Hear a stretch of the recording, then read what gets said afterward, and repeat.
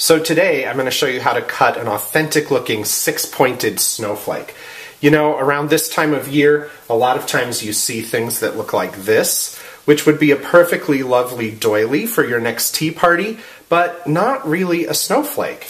Or you see something that looks like this, which might be very attractive if you're making a quilt. This would be a good quilting square, but again, not really a snowflake. So today I'm going to show you how to cut an authentic looking six-pointed snowflake like you might find in this book, Snowflake Bentley, one of my favorite Caldecott winners. All you'll need for this project is a pair of scissors and some paper. I just pulled some out of the recycling bin. And it doesn't matter that there's printing on the other side because this will be the side that shows when we're done cutting our snowflakes. For starters, you're going to need a square of paper folded diagonally into a triangle.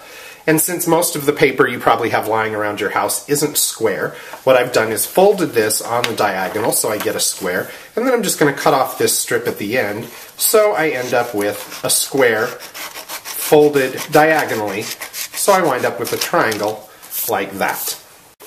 Next, I want to find the midpoint of this long folded side of my triangle.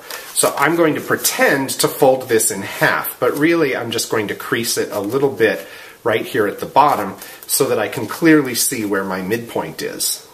Now this is the trickiest part of the whole folding process. You want to fold this in thirds, coming down to a point right at that midpoint. So you want to fold up each side and make them as even as possible. So I don't really crease them or smush them down till I'm pretty sure I've got them as even as I can. You don't want them sticking out unevenly like this or like this. You don't want to have this extra space sticking out of the ends. You want them as even as possible, just like that. And then you're going to fold it in half again, the tall way, just like that. We don't need these extra points up here at the top, so now I'm going to take my scissors and cut this off right there. And these points are just garbage. We'll get rid of that. So I'm left with just this, with these folds that open on one side and one fat fold on the other side. Now listen carefully to this next step, because this is the most important part of the cutting if you want a snowflake that authentically looks like a snowflake. You're going to cut from up high on one side to down lower on the other side of your tall triangle or your ice cream cone here. And it doesn't matter which side you start on, if it's the side with one fold or the side with three folds, as long as you cut from up high on one side to down lower on the other side.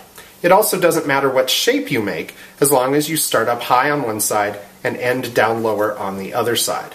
So now that I've made my cuts, you can see that I started up high on this side and ended up lower on this side.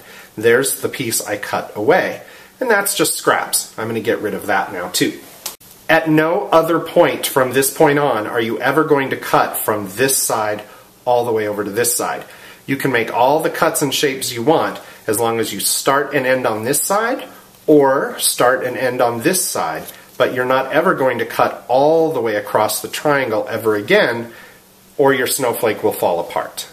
The one exception to this rule is at the very tip here. If you want a hole in the middle of your snowflake, you can cut off the tip. And if you cut it off straight across, you'll get a circle or a hexagon. And if you cut it off at an angle, you'll get something more like a star. I think that's what I'm going to do. So now you can see I've cut some more notches into my snowflake, but except for my original cut that started up high on one side and ended down lower on the other side, all of my cuts start and end on the same side. They're just notches or shapes out of one side or the other. So let's see what it looks like.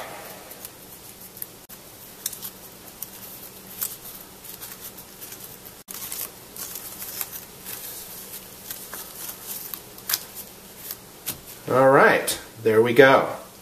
A six-pointed snowflake. Do you know this book, Snowflake Bentley, by Jacqueline Briggs Martin and illustrated by Mary Azarian? It won the Caldecott Medal, which is the award given every January by the American Library Association for outstanding illustration in a children's book.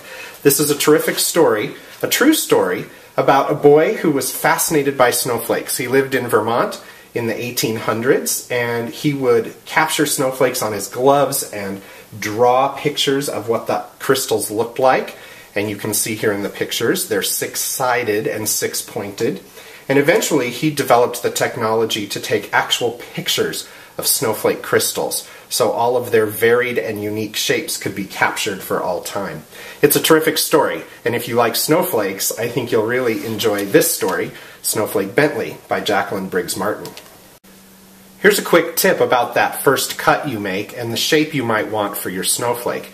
If you want really long, spindly lines and very delicate looking snowflakes, make your cut much longer and deeper from one side to the other, like that. You can see that I've cut down quite far on the other side and cut down very long. This part will be your snowflake, and this is the part you're throwing away.